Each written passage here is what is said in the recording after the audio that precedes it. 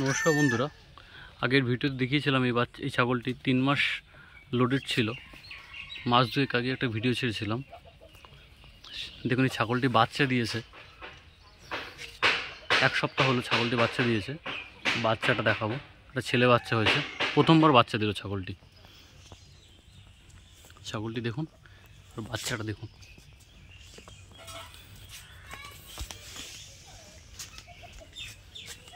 এই বাচ্চাটি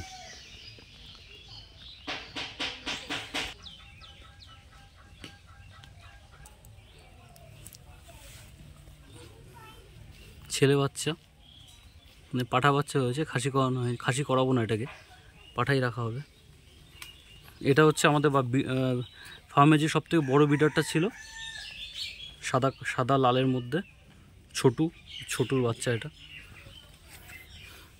বাচ্চাটা দেখুন, বাচ্চার কোয়ালিটিটা দেখুন। এই বাচ্চাটি আর মার সাথে বিক্রি করে দেওয়া হবে। যদি কারো প্রয়োজন হয় যোগাযোগ করতে পারেন। ডিসক্রিপশনে যে নাম্বারটি দেওয়া থাকবে, নাম্বারটিতে। Dhantala goat farm.